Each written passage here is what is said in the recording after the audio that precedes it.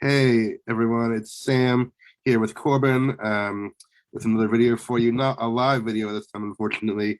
Some of you saw we were trying to do the live feature, which I like when it works because people can participate in the chat in real time.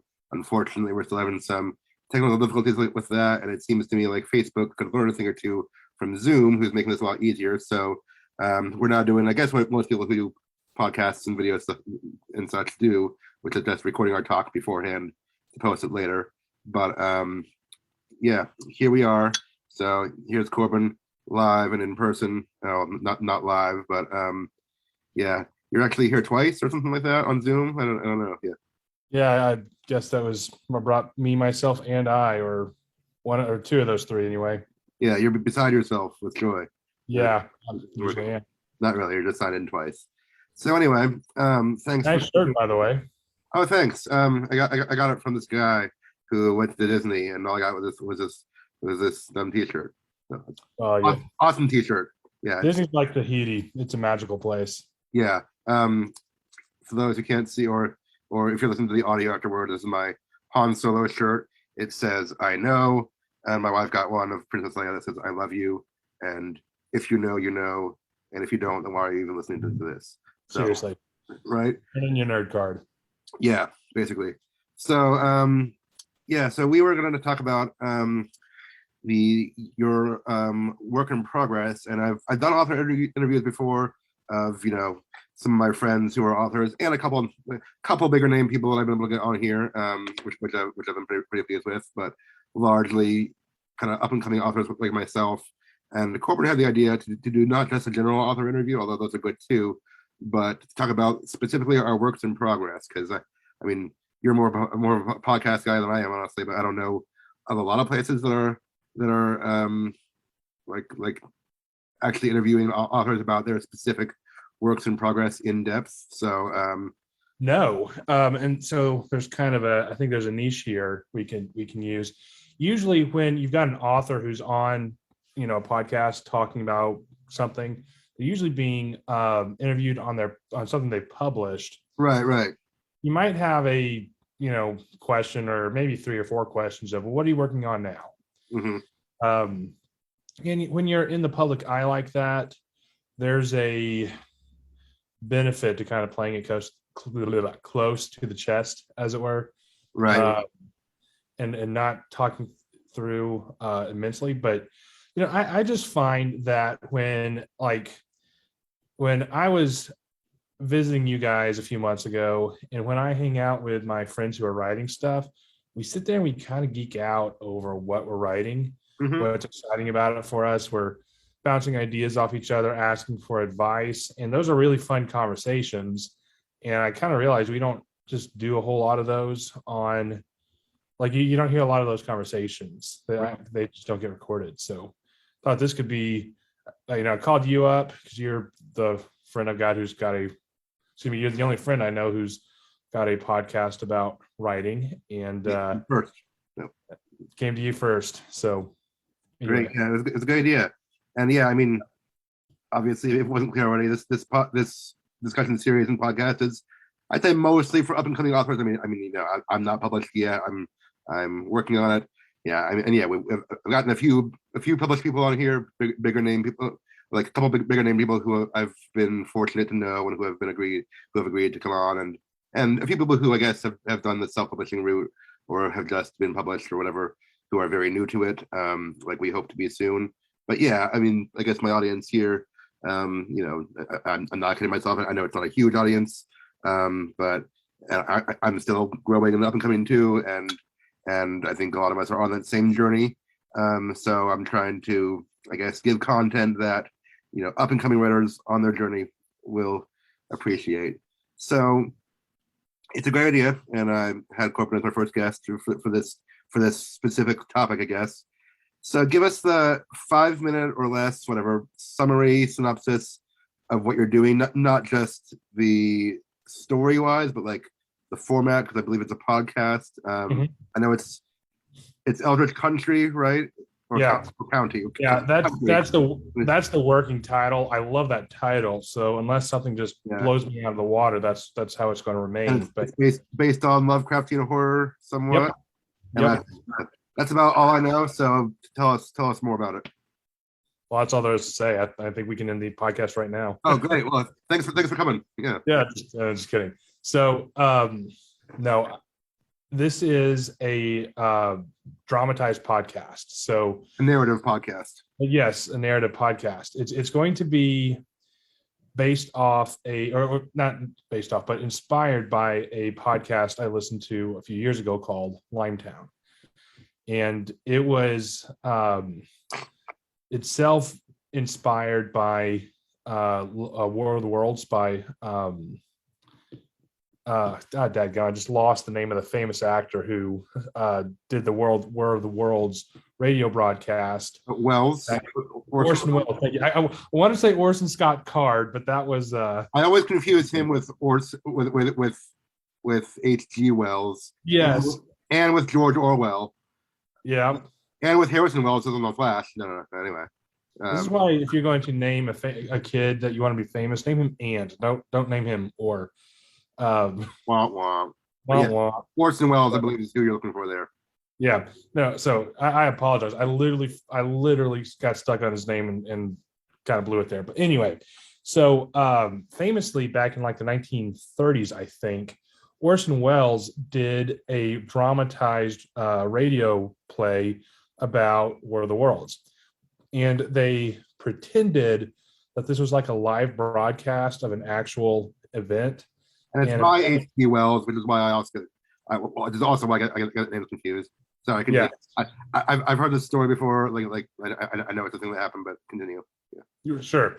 So anyway, people kind of freaked out about it because that had never been done before, and it kind of launched him to fame.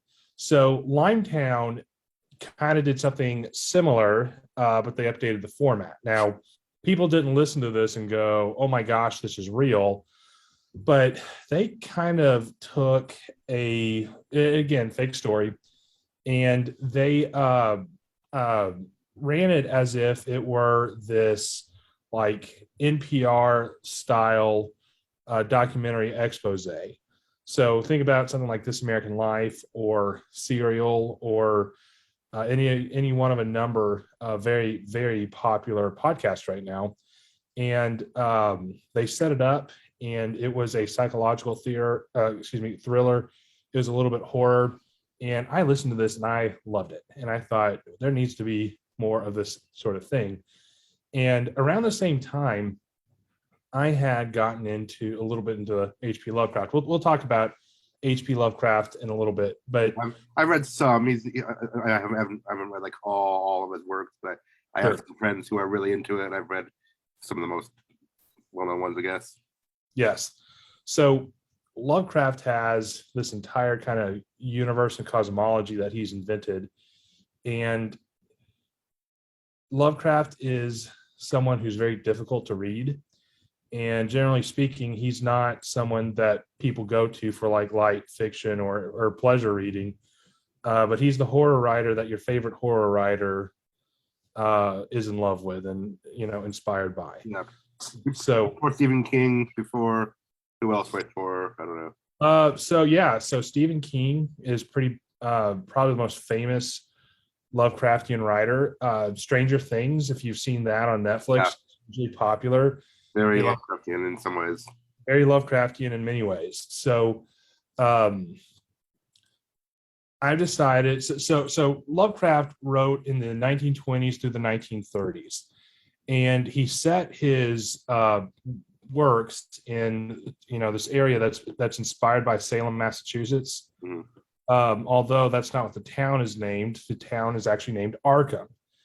And for the Batman fans out there, Arkham Asylum is named after the Lovecraft's fictional setting. I think I've heard that before, but I forgot. So that's pretty cool. Yes, I can testify you did hear that before because from you probably. Yeah. There we go. Grapevines and all. Yeah. It's okay. I only listened to about half of what I say. I don't expect people to listen. All right. What was that? No. Yeah. So he said his works are all, I think they're all short stories. He may have had like one novel length, but I don't think so. I think as Mountains of Madness is a little longer, maybe. I haven't actually read it, but at one point they were talking about making it into a movie. What'd you say? At the Mountains of Madness. At the Mountains of Madness. That is a kind of a long short story. Yeah, that's what I thought. Haven't read it yet. Maybe I will one day.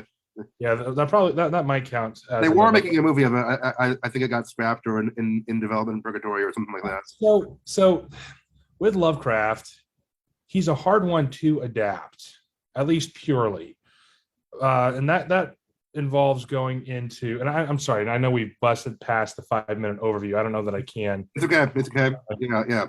Want to hear from you? Thank you. But Lovecraft had this very defined philosophy. I think he called it cosmicism. Maybe mispronouncing that, but it's very similar to nihilism, where nihilism says there's no meaning in the universe. It just is. Cosmicism believes that it's irrelevant whether there's any meaning in the universe. We're just a small part, thinking that humankind is at the top of the food chain, is arrogant and it's false. And if somebody like Cthulhu wants to come through and consume all of us, then there's nothing we can do to stop it. For those uninitiated, who is Cthulhu? I know. But... Yeah, Cthulhu is like he's one of the big bads of Lovecraft's writing. Probably the most famous character out of Lovecraft's writing. He's this huge monstrous entity that literally wants to come in and eat the earth. He looks like a squid, right? And he like lives in the water or something like that. Yeah. So he's only described a couple of times, but he's got this giant figure. He's got like a squid face, and like I think crab pincers for arms. Yeah. Body of a dragon. So if you one of the or several of the Pirates of the Caribbean movies, monsters, the ones that had Davy Jones in it, is like a mini Cthulhu. I know he's been described as a sea monster, and I know my hardcore Lovecraftian fans say that's not completely correct because he's like an elder god or something weird like that. But he's been portrayed in pop culture and such as a sea monster like creature. Yes. So imagine something like the Galactus that was portrayed in the second Fantastic Four movie. I try not to imagine anything about the second Fantastic Four movie, but who looks like or any Fantastic Four movie. Jones. Yeah. So anyway, Lovecraft died just completely mentally and spiritually broken. Ran out of money, couldn't afford food, but he would never get out and try to work or earn money or publish his writings. He was a bizarre human being, and you look at his picture and he looks bizarre. But again, super interesting. So nobody really read him in his lifetime. A few diehard pulp fiction readers may have known who he was at the time of his death. And in that world, his works were well received during his lifetime, but he died unknown. And it was several decades later before people started to appreciate what he'd done. But he's considered pretty seminal in the horror genre, because before Lovecraft, horror was, witches and werewolves and vampires. I mean, Dracula, obviously, and Frankenstein are the classics. But I mean, and nothing wrong with those, but he kind of took it to a different level.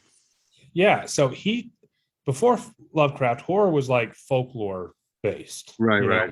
That's what the monsters were. After Lovecraft, the monsters could be anything that you could imagine, and also worse than you could imagine. So he portrayed like these entities that existed outside of our specific universe, who would come in and basically prey on us. Cthulhu being the most famous. but there are others, smaller ones. You'd have his most famous is called The Color Out of Space, which That's right. I have heard that. I have heard that one. yeah, and it's that's actually fantastic horror. I don't consider Lovecraft this particularly skilled writer. I consider him very inventive.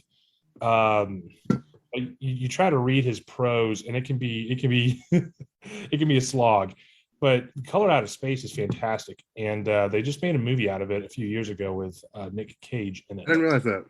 Yeah, so and that just involves this extra dimensional monster falling to Earth and preying on people who didn't realize what was going on from the get go.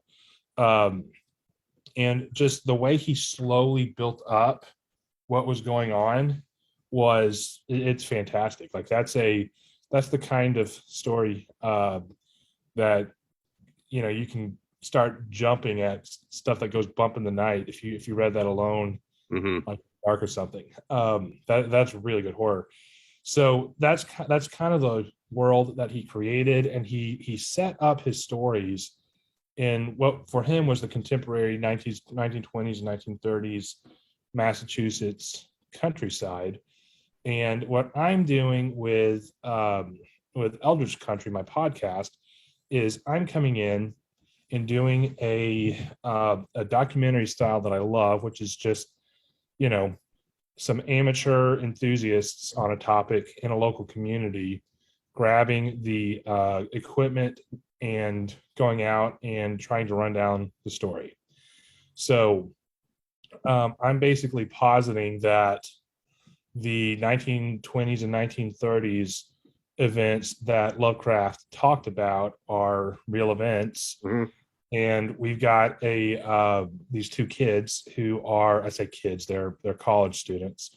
I just really made myself sound old there. Yep. These two college students who have both been impacted by some of the weird goings on around Arkham, and just trying to figure out what the story is. And there's elements of tragedy, there's a little bit of mystery, Okay. and it's really interesting. So you did or you did or are doing the writing for all this for Yes. yeah. Okay.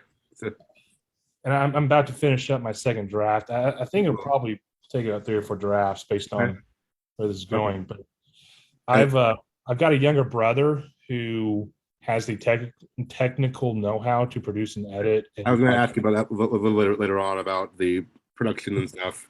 Yeah. But yeah. So like I know you're also working a day job. You're a lawyer and everything. And so the one question on everyone's minds for busy writers who aren't published yet and aren't making a living on their writing and have to kind of do that on the side while they work a regular job, like how do you find the time to work on writing with a day job and other commitments and everything? I'm just a really good lawyer. Nice. Yeah. Someone throws a brick your way of other commitments and business, and you just catch it just like that. Mm-hmm. Yeah, I could, absolutely. Yeah. If you guys didn't before get their extrasensory perceptions tell them it's coming. Yeah. If anyone didn't get that reference, you need to go watch the new Spider-Man movie right now. Actually, even if you did get it, just go watch it again because it was really good. But yeah. So it's. I know we all struggle with that balance, and I mean I do too. I have a kid and a job and all that stuff. And I mean you obviously have lots more free time as a single person. Not really. I'm not saying that, but yeah. No, it's you've got unique challenges, and I'm I'm just challenged uniquely. No. So there we go. So I mean, you told us like about a general overview of Lovecraft's works. Like, what what made you want to? I guess beyond just his works in general, like, what was it about that made you think, okay, this is what I'm going to do a podcast about? This story is what I want to expand on, or I guess essentially in some ways write fan fiction on. Like, what inspired this particular story or series to be based on Lovecraft and this kind of horror? Well, so Lovecraft himself, like I said, it's really hard to adapt his works Right. like straight adaptation. There's only two or three of his stories that ends with like the heroes winning, because his belief is that there are no heroes. There's just, and then there's no winning. We're all, the universe is going to be destroyed one day, either by us or someone else, and we can't stop that. So most of the time, his stories are real bummers. But what what's interesting about Lovecraft and what makes someone like Stephen King so popular is Stephen King took took elements of the Lovecraft works and basically married them to or put them in a fantasy setting. Okay. And by fantasy, I don't mean like dreaming. I mean like the hero's journey. So Lord of the Rings and right. So Narnia, probably his most probably one of Stephen King's most famous works, most successful movie adaptation anyway, I think, is It. About with the evil Pennywise clown. Yeah. And Pennywise is definitely actually like an interdimensional being or something like that. Yes, literally. I think it says on the book. It's been a long time since I read it. But you've got, whereas Lovecraft would have had everybody dying in the end and Pennywise being able to get to do whatever he wanted, you've got these kids and then later same characters as adults who rise up, band together, and defeat him through the power of friendship. Which also sounds kind of like Stranger Things. Well, which yes, and the Duffer Brothers make no bones about their the debt they owe to Stephen King, and I love Stranger Things. Mm-hmm. So there's something about the bleakness of Lovecraft's beliefs and his works that just pair well with in other genres, in my opinion. Okay. So you've got the belief, the teaching, the concept that humans are inconsequential and we're just sheep to be slaughtered, versus kind of the heroic narrative. I'm trying to bring in a little bit more of a mystery element in trying to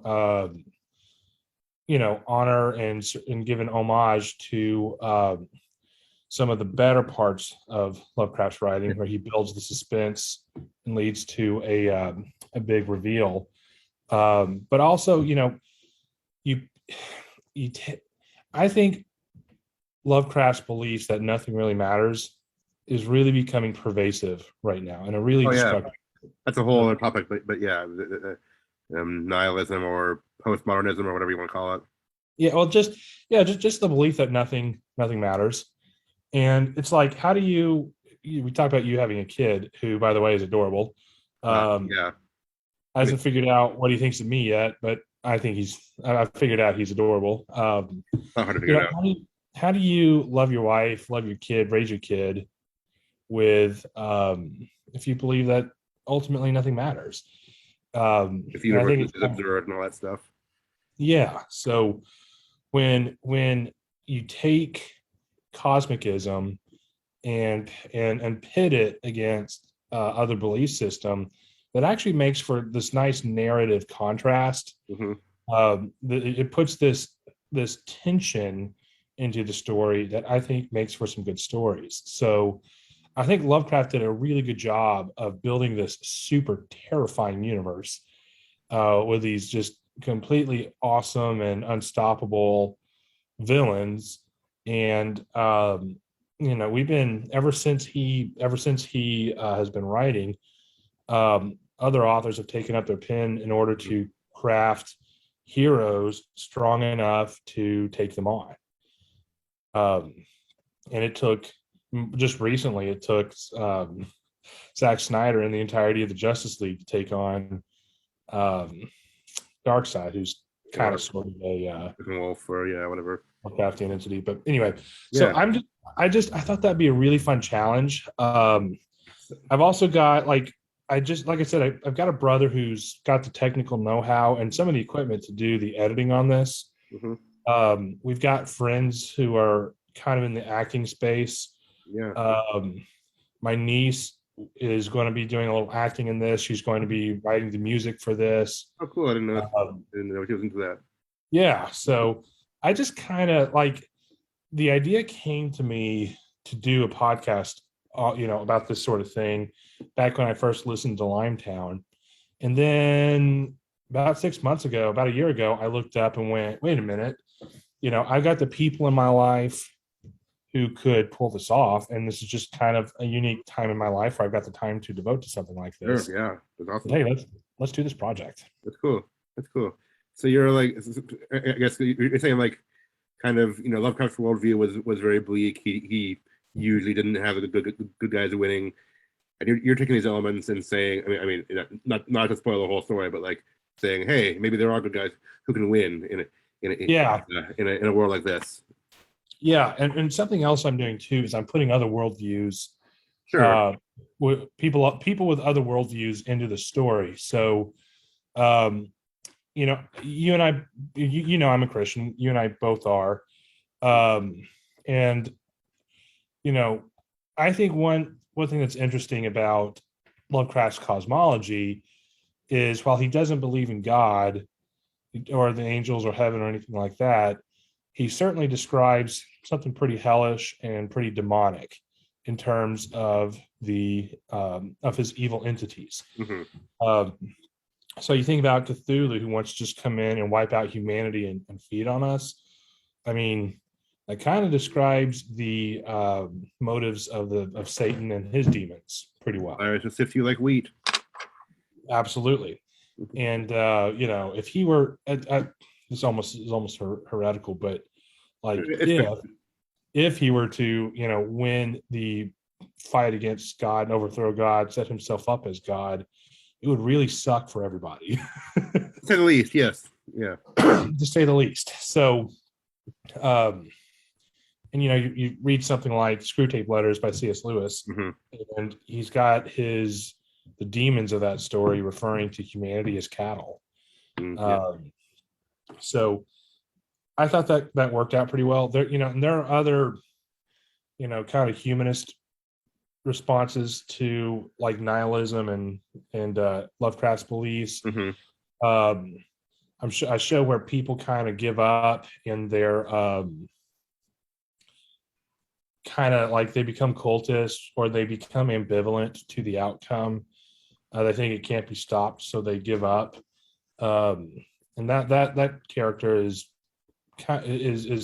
very much inspired by the personal beliefs Lovecraft would have held. And just watching these characters kind of come together, bounce off one another, disagree, debate, talk, discuss. It's been kind of fun. And it's been a way to talk a little bit about each other's philosophy without being mm-hmm. preachy. And it's kind of a way for me to like, I've really been kind of channeling some of my frustrations about like our cultural and political moment we're having here, at least in the United States. No, yeah. Don't get me started on the topic. That's not what I do on my podcast, but yeah. Well, and by that, and I'm sorry. Let me be very clear. I'm not sitting here like the story isn't going to sit here and leave you with the outcome of I must support the right or the left or Biden or Trump or whatever. I'm right. I'm my frustration is more just like nobody's talking to each other anymore, and we're supposed to hate our neighbors because of who they want to be in the White House, right? And I think that's a travesty, and that's one of the themes I'm bringing out in this is like we can't be divided, or we can't treat people like the enemy. There's something much worse out there. Okay, yeah. I guess you just love crafting stories like that, huh? Okay. A couple more questions, and so like, tell us about the podcast format. Will it be released in episodes, like different installments, yes. and like how far have you written? Like have you written the whole everything, or just the first few, whatever? I've written the first season, which is I think 8 episodes, and they're going to be released weekly, one a week. Okay. with a few bonus episodes. How long with each one, you think? Ooh, I'm thinking probably 30 minutes to an hour, Cool. maybe 45 minutes. Okay, awesome. Okay, so you've written the first season, which is how did you say how many episodes? I'm, 8. I'm just trying to get a sense of like how much story, how much content there is in this. Okay, Yeah. that's cool. That's cool. Okay, so like 8 episodes of roughly 45 minutes each. Yeah, Yeah. 8 hours. Yeah, 4 to 8 hours of content. That's cool. Yeah. And I know you mentioned the technical aspects about you have a brother who knows about editing and stuff. You know, some voice actors. Are you involved in any of that, or just you have you have people in your corner who do that kind of thing? I have people in my corner who do that kind of thing. I plan on sitting in on some of the recording Sure. sessions, but You, that's my do you have any wheelhouse. voice acting in you? Oh, and if I can talk about one of my favorite elements. Sure. Yes. So one of my favorite little things I've done with this is I've named all the characters after people in my life. That's like the writer's privilege, right? They get to do that. That's the writer's privilege. So there's a character in here named Nathan Harris. Sounds like a cool guy. Yeah, he's a complete asshole. Same. Oh, wait. Sorry, can I say that word on this podcast? I'll allow it. Yeah, yeah. I'll have the censor take it out. No, it's fine. It's fine. Yeah, it works. Yeah. Okay. Cool. What's been the most challenging part of this writing process for you? Not being too wordy. Isn't that always it? I mean, for me too. I mean, I mentioned earlier, or when we were trying to get the technology working, I was talking a little bit about my own stuff, and I said I'm working on cutting down a novel. I still have to cut out 40,000 words of my draft or something like that. So. Oh, that's all. Yeah, no biggie. No biggie. Actually, I'm more like 35 now, probably. Anyway, yeah. No, I get it. Anything you've learned about that point, or is it still kind of an ongoing struggle? Well, I just I guess what I'm learning here is how to respect my audience without patronizing them. I don't need to explain every little thing. True. And some things are just more powerful when they're implicit subtext, as opposed to me saying, and by the way, what he meant by that was, Yeah. And to be honest, I feel like probably someone who's listening to your podcast has some knowledge of Lovecraft already. I mean, he's so niche, kind of that and I mean, I don't think you're nationally known yet or anything. That probably someone listening to yours would be a little bit familiar with Lovecraft already, so they have some context for what's going on. It's not like you have to fill them in on every detail of the cosmology or whatever. Yeah. Yeah. Well, and actually, what I've also found too is that on the topic of less is more, Lovecraft himself is this super wordy guy. Like some of these stories could be a lot shorter. It was also just a different style back in the 20s and stuff. Well, yeah, it's the 20s now. Back in the last 20s, yeah, 100 years ago. Yeah. So, but with Color Out of Space, like the big bad, the monster at the end of that isn't revealed until like the final paragraphs. You just see the effects of the monster. So it's kind of like with Jaws. You don't see Jaws until the last minutes of the movie, and that almost makes him scarier.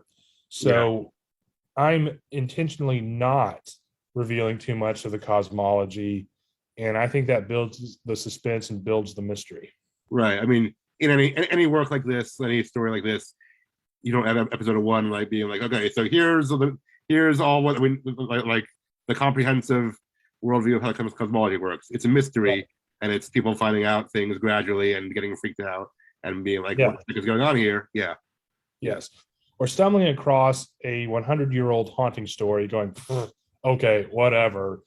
And then, as they kind of delve into it going, oh, there might be something here. Yeah. That's cool. Okay. What's been the most rewarding part of the process for you so far? Actually the collaborative aspect. Okay. So right now I'm kind of on my own for the writing, but I'm also talking to the people who, like my brother and some of the people who might be doing the acting, and just kind of getting their input, running ideas by them. That's and cool. I'm just really excited about doing something that has 50 names attached to it. That's awesome. And I mean, like in a bigger, professional production or whatever, there's usually probably not that much collaboration between the writer and the actors. I mean, I guess some. I mean, I wouldn't know per se. I haven't been in one, but usually it's one guy writes a script, the actor just kind of delivers it. Not to downplay either one, just saying that they don't usually have that close of a working relationship. I don't think. So that's cool. Something we might not get other places. Yeah. What was I going to say? Is there a character or scene or storyline that you're most excited for? I mean, without spoiling it, like any element of the story that you can tell us about that you're just really like looking forward to people seeing or hearing? I'm one of the things I'm working on right now is really roughing out the voices. So not quite there yet, but one thing I'm really looking forward to is just kind of taking these characters who are like, Scooby-Doo, there's no such thing as monsters, and by the end going, there's such a thing as monsters. And I would have gotten away with it too if it were, I don't know. Yeah, for those meddling kids. But I guess there is a character in here who, there's a couple characters in here who like seem like good guys or seem like bad guys, and by the end, it turns out that their motivations are very changed around. Okay. So expect. Either different from what we were at first or different from what we were expected. Yes, or perceptions anyways. Okay. Cool. That's always a nice twist to pull. Yeah, I mean, obviously, I didn't expect you to give you details or spoilers, but yeah, things are not always as they seem. Okay. What have you learned from this project that you can apply to your future writing, other stories or anything you do? Oh, how to write dialogue. And I'm writing dialogue without showing the action that's going on. And sometimes as writers we can get too carried away in the flow of words and in describing a scene and a setting. Guilty as charged. Or actually, I do the opposite. I get carried away in dialogue, and I don't describe the setting enough. But yeah, but you tend to find people are one or the other. So if you like dialogue, you may want to try writing a screenplay or a radio play or something. I've tried. Well, that's a whole other story. I took a class on script writing one time, and I wasn't. It was a different kind of writing. I wasn't the best at it, but anyway, that's neither here nor there. Maybe I'll try my hand at it one more time. Last question, because I think our time's about up. When does it release, or do we have a target for that at all? And so my birthday's in July, and I plan on having this done, the writing done, by my birthday. Okay. And then it's going to be a matter of sitting down with the people who are going to be producing this and figuring out schedules. So, but it's not just the writing; it's the acting too. Yes, and production, etc. So, yeah, I'm thinking either by like Halloween of this year, or maybe by January of next year. Because January is kind of a bleak, cold month. It works thematically. Yeah, it's true. It's good to have a timeline. I mean, even if it's not right away, whatever. You're working toward a goal, and yes. you're it's not just on a whim. You're doing something toward a goal. That's cool. Yes. Okay. Well, I think the Zoom might kick us off here in just a moment. So thank you for being here, and everyone go check out Eldritch Country by Corbin Payne and others when it comes out. And yeah, follow him on social media and all that stuff so you can keep up with updates. Any final words, thoughts, anything? Live long and prosper. And may the force be with you. And with you. Okay. See you, my friend. Yeah. Bye. Always. Thanks. Bye.